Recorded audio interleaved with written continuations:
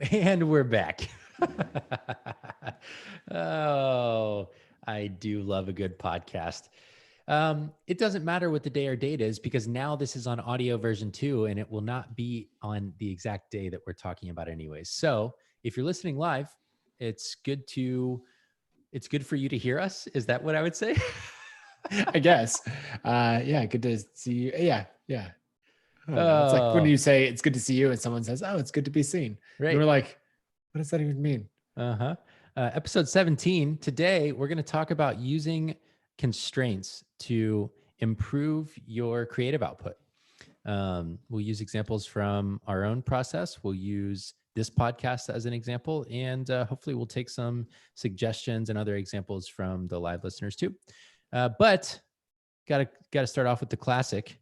How are you doing? Red, yellow, green, Nathan. It's in yellowish green today. Hillary and I actually got out yesterday, just us, which was great. And by got out, I mean we got takeout and went to the park by ourselves. And I think we saw like 5 people total. It was interesting being in downtown Boise of like it being dead quiet. I was telling people earlier that there's like geese wandering the streets in downtown. And you're like, normally there'd be like 50 people going everywhere on the street, and there was nothing going on. But it was nice to just be outside in the sun. It was like 65 degrees yesterday, and it was good. Things are busy at work. That's anything driving any yellow is like, okay, we got to pull everything together. As we mentioned yesterday, like planning for the quarter and coordinating all the projects and all of that. We're doing a pretty good job, but every time we're like, we'll do better next time. And better that I pictured is, well, better than we're currently doing this time. So we're in that spot again. Yep, we totally are. What about you? I would say I'm green. Despite not being, we're kind of like perfectionists, or we have very high standards for ourselves if we're not perfectionists. And despite the fact that we are not meeting our very high standards, we have had 2 very high quality conversations. Every Wednesday, we have our leadership team meeting. There are 7 of us on that call. Each of the directors of the teams, you and I, and then your executive assistant. And last week, we had a conversation looking back on the first quarter of the year. And this week we had a conversation about our goals across teams and how they overlap. And they've just been the kind of quality conversation that I really hope for in those meetings. And so that's really, really encouraging. Wednesdays are big meeting days for both you and I. I think you said you'll have like 12 meetings by the time the day's over. Yeah. Like I will have had 7. I think mine are a little bit longer format maybe so. than yours. But anyways, that always means that Wednesdays end up feeling like very long days, but it's nice to take a little break to keep talking, but also publish something publicly instead of just behind closed doors.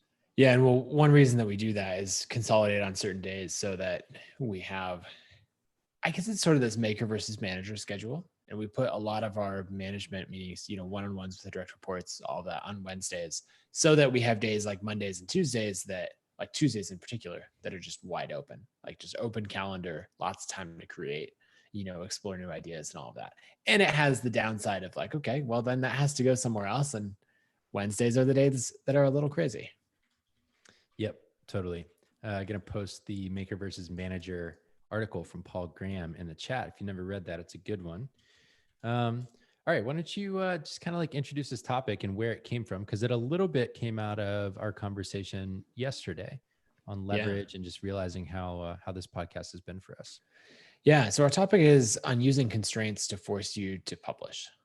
Because I think how it started is we made the comment, as we've made actually a few times over the last couple of weeks of running this podcast, is that we really enjoy having created this podcast and we enjoy it live and all of that. And it takes a very long time to actually get started doing that. We've talked about this for a long time. And then we've also talked about our other podcast, which is coming out soon. That'll be a deep dive on how we run ConvertKit and, really for a more advanced audience. It's about scaling a SaaS company to millions of dollars in revenue. And we've been recording episodes for that sometimes after an episode for this. So we'll just roll right into the next recording. And it's one of those things where we realized we've wanted to do this forever. And it actually just took the constraint of showing up live, putting a time and a date, making a daily show. And now we're actually doing it and it's happening. And so we realized that those constraints are what tips it over from, I would like to create this thing. I would like to be the kind of person who creates on a consistent basis to I actually do that. I actually am that kind of person. So we have a bunch of ideas on what actually makes like what are good constraints, but that's where the topic came from. Yeah. And I think part of it too is us having a conversation about the reality that you're not going to get as many listeners live as you do with the recording. You know, when people can find it in iTunes and their searchability on the topics, or they come to it later or whatever. And in some ways, we've said that there's probably an optimal number of people watching live that's somewhere between, I don't know, 50 and 150 or something like that, where there's enough that the chat's active. You know, you can get some examples from the audience, you get that engagement factor, but it's also not so many that it's overwhelming and that people can't keep up and things like that. Whereas on the recorded side, having 10,000 or 20,000 or 100,000 listeners for every episode is great. And that goes back to the leverage thing that we were talking about yesterday. And so do we need to be live to get the leverage? No, unless it creates a constraint that forces us to show up every day. And so as long as there's enough of a live audience where we feel like someone, as Seth Godin puts it, someone will miss you if you don't show up, that forces us into a situation in a very positive way to say, yeah, we got a job to do, noon every day, or for you, 1 every day. And it creates a situation where it's like, we don't have to question when we create. We know exactly when we create, and we do it without fail, day after day after day. Yeah. It reminds me of that quote, and I can't remember who it is, of some famous author saying, I only write when I feel inspired. I just happen to be inspired every day at 9 a.m. when I sit down at my desk. Right. You exactly. know, and you're setting up that constraint, and some days are going to be better than others. Some podcast episodes will be better than others, but you know, when you show up to create, you build that habit and everything else. So I want to start. There's a bunch of crazy ideas of how you could force yourself to create. We'll run through some of those and we'll get some more principles and all that. But I'm going to start off with probably the craziest one that I've ever done, or that was most effective for me. And you know how sometimes you make a commitment, you're like, I'm going to publish a blog post every Monday. And then you realize if I really meant that, I would have a different system in place. And so last year, I was pretty consistent with publishing on my blog for quite a while. It eventually dropped off, but I would like to keep doing that. And now I'm thinking to myself, okay, if I actually meant that, this is what I would do, because it's what I've done in the past.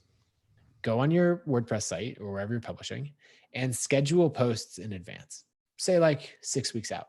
You know what the post title is going to be. You brainstormed a bunch of ideas in your journal. You wrote them down. Well, schedule them. So Monday at 9 a.m., this is what's going out. The following week, this is what's going out, etc. Here's the deal. These posts aren't written yet. And what I would do when I did this was I knew that I had to write that post before the schedule date happened, because otherwise an incomplete post was going to go live. And people would be like, you know, get their RSS notification and be like, did you mean to publish this? And so I always had that of like, okay, I have to get this done. And it was this constraint. Sometimes I would sit down and write a post and go, you know what, that's not the post for this week. And I'd swap it with another one that was shorter, simpler, and easier to get going. But really what I was going with is I would be embarrassed in front of my audience if I didn't show up consistently. And I made sure that happened. And so they may not notice that there should have been a post at 9 a.m., but they would definitely notice if there was an incomplete post at 9 a.m. Yeah, I like that. One thing that I found interesting for me is that writing is different for me than podcasting. Podcasting, there's a time to show up. I have you that if it were me just podcasting solo, maybe it would actually be similar to writing, but because you're going to be here too, it changes it for me. With writing, what I have found, and that I've always had a struggle getting past, is the act of publishing is the part that motivates me. The getting to hit done by making it public is really motivating and keeps me in the flow. And the times when I've been most prolific with my writing are when I am writing and publishing every single day, because it's a habit. Okay. I know every day that I am going to publish something. And there's something about the accountability of that really drives me. And there's something of lack of professionalism in that as well, because a professional shouldn't need to publish, in my head at least, should not need to publish just to write. And some of the best writing can't be done in a single day. Right. And so there was a mastermind retreat that we were on, actually. I'll never forget it. I had been writing every day for like 6 months. And James Clear, thanks, James, said something like, Some shout outs are positive, some are not. yeah, we were talking about why I was writing, what the goal was, building an audience. The fact that, I had kind of had Seth Godin as my model. He believes that we should all write something every day because we all have ideas every day. And he said, well, the thing about Seth, and Seth will say this too, is that he had a Fast Company article for years that helped him build an audience. He had these other outlets where audience growth came from. Daily publishing is a way to keep that audience engaged. He already had enough people paying attention by the time he started publishing daily that he didn't need the audience to grow. And so whatever the audience did from there was fine. And it's continued to grow because now he's just the guy who publishes every day and everyone reads him for that reason. But for me, at the time, I was looking to grow my audience, and daily publishing is not a good way to do that. It doesn't have staying power. It's not searchable because there's not enough content there really for someone to get an answer to a question in detail. It's a big barrier to say that I trust you enough to read your stuff every day and to sign up for that. And so I ended up in this situation where James was saying, all you're getting is the act of publishing. You're not growing your audience. If your goal is to grow your audience, you should write every day and publish when you have something worth saying. Yeah. And I thought, okay, that's brilliant. That day I stopped publishing every day. And I will never change my mind about the fact that I would rather have written every day since then than done what I did instead, which is not write very much at all. And so for me, I think that the writing every day is good. What would be better is if I could write every day and publish as often as I had something really meaningful and deep to share. But the next best thing I think is just hitting publish every day on whatever you can get out, because I think it's better to create every day, which is one of our core values at ConvertKit, than it is to have an aspiration to something else that you don't follow through on.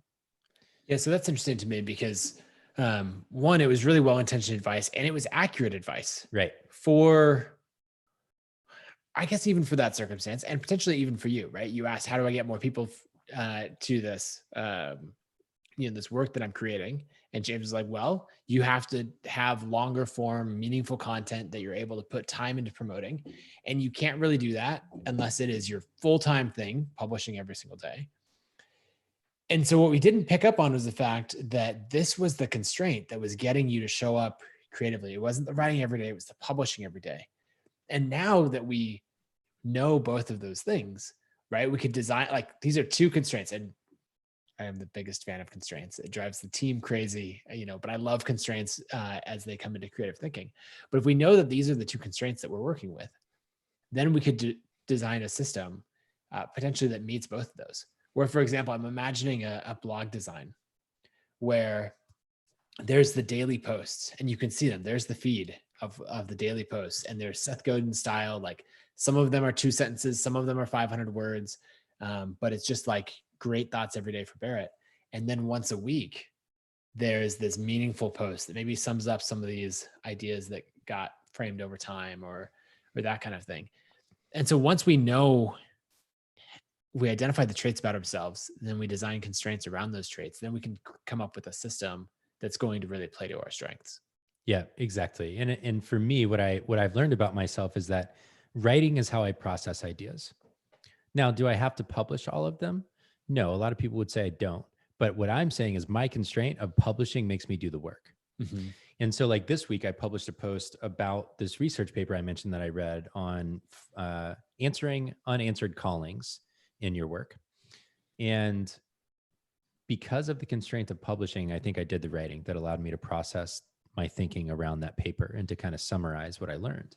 And so what I get out of that is, from my daily posts, from the research papers I summarize, whatever, it's like showing my work in public. It's working in public, which is another one of our values. And when those things aggregate, I can make something really meaningful. I can write a book off of that. I can write a super in-depth post off of that. But without the earlier stages, the quick ideas, the research summaries, the whatevers, I can't get to the bigger ones because I don't process them properly when they're all just sitting in my head. I consume too much stuff for it to work like that. And so publishing is a constraint for me, I guess, would be the summary of all of that. And you need to think about what the ones are for you too. Right. I'm even thinking about that because it made me think of if it was Barrett's public journal versus Barrett's essays, and they're both public. Because I'm thinking about the big project that I should be working on right now is finishing this book that's tentatively called Create Every Day. And I'm really close on finishing the proposal, but I really just need to write more of the book in order to shape some more of what's in the proposal. And I actually got an email from my agent, Lisa, yesterday saying like, hey, I think about your book every day. Like, so Lisa, if you're listening, I think about the book every day as well. I'm realizing that I can write the book in all these tiny chunks. And what would be really helpful to force me to make progress on this book, because it's not a problem of a lack of desire, right? We very much want to be prolific creators. We want to get this stuff out there. And so I very much want to publish this book and get the proposal off and everything. But what would help is to have that public journal where I say like, okay, I'm going to write this book in 100 short posts. And then it like later, it's a different part of the process. I'll edit it together and go from there. I love that. And okay.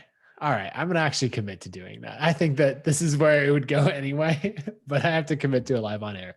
So I will set up a place where it is my daily journal. I'll have it for tomorrow's episode. I don't know what it'll be. Maybe it'll just be like a public Notion page or something like that, where you can just see, and I will publish some amount, even if it's 3 sentences towards this book every day. And then I'll have that public accountability. I like it. I mean, that's what I did on my site is I have just 2 categories. I have a category for daily. I have a category for essays. And I think about them differently in terms of why I'm publishing them. And ideally, if I were in this habit, and now I'm thinking like, maybe I'd get back in it. Maybe I just use these conversations as inspiration for my daily writing. So I'm repurposing. I know that different people want those things from me. Someone just wants a habit of reading it every day. Other people want the long form, like give me the meaty stuff. But to go back to the Seth Godin thing, here's what's interesting to me. I don't know this. This is not anything that I've learned from him personally or anything like that. But when I read his books, if you notice, they are in chapters, but they're also in little sections that are about the length of a daily blog post. Yep. And so I wonder if he writes in those sections of like, this is the length of a thought, but then they're thematic and they come together into a chapter that makes up this broader concept. He's one of the only people I've ever seen be able to really pull that off. I mean, he's one of a kind. But it is an interesting tactic. And if you use a different editing strategy, that would be a constraint that could, like you're saying, allow you to piecemeal a book together and then go back and do the editing process where you tie it all into one cohesive story. Yeah, I like that. And because I think, well, that's another good thing in the creative process, right? Is to separate creating from editing. Because when you're trying to do both at the same time, that's really hard. So, one thing that I just committed to is basically to keep creating, and then later as a separate part come in and go, okay, but how does that actually fit into the elements of this book? The other thing that it did as far as a constraint is I lowered the standards, right? There's a famous quote that I wish I could remember who all these quotes are from, but we'll look it up. But basically is when you hit writer's block, lower your standards and keep going. And I think that's the thing. If we're trying to get it perfect, and so we end up not doing anything. And instead it would be to get a version out there and then iterate on it, right? The version that might go out as a blog post, it's not nearly as polished and refined as the version that's going to go out in a book. That's true for me. That's for sure true for Seth Godin. Also makes me think of like the guys from Basecamp who wrote Rework. A lot of their stuff is short, actionable. Like, how do I convey this idea in the fewest number of words? And then all that compiled into a book. And for sure that their first draft of that is not what made it into the book, even though it feels like, wow, you came out with this incredible writing just, right from the get-go. And it's like, no, that's gone through 10 rounds of edits, but they were able to get the first idea out there on the blog and then refine it later. Yeah. And here's what I like about this. The other constraint here of, does this need an editor? Does this deserve an editor? Is a daily post is I'm saying up front, look, this is an unrefined thought I'm playing with, is essentially what I'm saying. And what I'm getting from it is the constraint of publishing. But when I publish an essay, if I'm going to separate those out, an essay better be really high quality. It better be a complete thought. It better share something unique with you that you didn't already know, and it should be edited. Mm-hmm. And so what I get from both angles is I can publish daily and get that kind of like little hit of dopamine, but then I can publish irregularly with an essay and say, Now this one punches above its weight. It's edited. I shared it with friends. I got feedback, and I didn't have to let go of my publishing thing over here to get that. And I think that's really interesting. That's good. Another tactic we've seen people use, James Clear did this famously for years, and this led to a very large book advance for him for his first ever book with a traditional publisher. He said, every Tuesday and Thursday, I will publish a blog post. And pretty much without fail, I don't know how many years it went, but it was years that without fail, maybe a holiday or something like that he skipped, but basically without fail, he published. And by doing that, and in his unique style that was kind of like, here's this fascinating story you probably haven't heard before. Here's a principle it highlights. Here's how you can apply it to your own life. That was basically his formula every Tuesday and Thursday. How he uncovered that many fascinating little clips of stories, I don't know. I'm still fascinated by that. We could do a whole episode on research systems and all of that. And we should actually. But that built his audience. He knew how to build an audience, and we talked about tactics for promoting content and all of that. But he started at ground zero with jamesclear.com writing. He got rid of all of his old audience and started over. Just like we suggested on the episode, the Q&A episode about should I email people from 3 years ago. Right. And he published every Tuesday, Thursday as his constraint. And that then gave him 3 other days. And he's a full-time writer. So, you have to take that into account to promote, to republish, to do all of the other stuff that his business entailed. That worked for him too. And so it doesn't have to be daily either. It just has to be intentioned. And that creates the constraint. That's really good. Another technique that I've used, learned it from Chris Guillebeau, is to just build a streak, build a habit of doing something every day. I had this goal for a long time of writing 1,000 words a day. And I built my entire audience by writing 1,000 words a day for just over 600 days in a row. It took like actually getting shingles and, being on painkillers and everything from that to actually end that streak. But that was the most prolific writing time of my career. And that time I wrote 3 books, built an audience, built an email list to over 20,000 people, all this stuff by showing up consistently. And I've always encouraged people, right? Maybe that constraint isn't going to be on the publishing side, but at least set that constraint on the creating side of like, I'm going to show up and create every day. Even if it's, I'm going to write 25 words or 100 words, just something there to force yourself to sit down and do it. Yeah. The way I've heard some people talk about this is the Seinfeld strategy. I shared a post in the chat here on that from James Clear, but Chase Reeves, who I used to work with, talks about this too. And the idea was, and you created an app off of this actually a while back, and maybe we shouldn't talk about it since it's not really active anymore. But there's an app called Streaks that does the same thing. Okay. All right. And the idea was that Seinfeld put a calendar on his wall. And the whole point of the calendar was to cross off every day. I think that he practiced a joke or that he made a new joke, something like that. And this was how he says he got good at telling jokes, was that if he just made a new one every day and shared it with someone to see if they would laugh, that he would eventually find funny jokes that he could then tell from stage. And the longer the streak was, the more jokes that he knew. And so what he was defining was the inputs to the process that get the outputs of being able to put a set together. And there's something to our rhythms. Daily resonates with a lot of people because we are synchronous animals. Basically, we synchronize with the sun and we have habits that we do every day. And I think that it's a very natural process to go through just doing the same things on repeat. We want that kind of routine in our lives. And it takes a lot more discipline, in my opinion, to do something irregularly than to do it regularly. It takes a lot more discipline to do something irregularly than regularly. And so some of what you're trying to do by creating constraints is to establish the regularity of the habit so that it's not a question of when do I do this? It's a predefined characteristic of the activity. Yeah. So, and I think establishing those two things, right? Because we're talking about having a constraint. So now we want to establish when and where. So for example, I talked a week or two ago about the pull-up bar that I got, and I hung it up in my garage where I have to walk if I'm going to go from my guest house office where I am now in to see the rest of the family in the house. I have to walk past this pull-up bar, and I do at least 10 pull-ups every time I walk past it. And so I went from like, how am I going to actually work out now that I can't go to the gym, to like yesterday I did 80 pull-ups because I walked past it a lot of times, and so that defines, okay, this is the habit, this is where it takes place, and this is when it's going to happen. So instead of, me saying, okay, I'm going to work on this book every day, right? As I say, I'm going to do that under pressure. So now I need to define when I'm going to do it and where.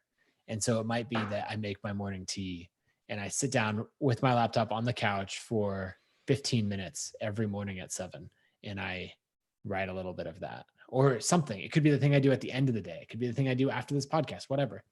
But I define when it's going to happen and where it's going to happen, and I put it on the calendar. And then it will actually like increase that likelihood of success. Yep. Yep. I love that.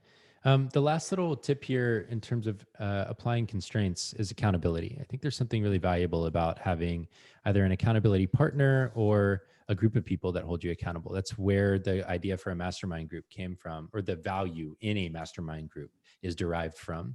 So you have this built-in accountability. And so I think having someone, the ideal would be that you would have readers who would email you on a day that you didn't write, or viewers who would say something when you didn't publish, or people who missed the album when it didn't come out, whatever it is, and they would hold you accountable. In the absence of that, or in addition to that, designating someone as that person for you. Hey, I am going to publish every Tuesday, Thursday. Will you text me when I don't? Now, that's a lot of responsibility. They have to care a lot about your work and about you. But I think we all have at least one person who can do some version of that for us. Even better, though, and Tim Ferriss talks about this in The 4-Hour Chef, is having a negative consequence for not doing what you say you're going to do. And so what he recommends, or one thing he proposes, is that I can't remember the app or the site. There's a site where you can essentially wager a number of dollars that will be donated to a cause you don't believe in if you don't do what you say you're going to do. And it gives someone else the control to say, they didn't do it. The money goes away. So that's an interesting, creating a negative consequence. And Brendan in the chat shared this earlier too, where if you wrote something you didn't want people to see in your draft that's going to go out in the RSS feed, you would be even more motivated to make sure that people did not get that version of it.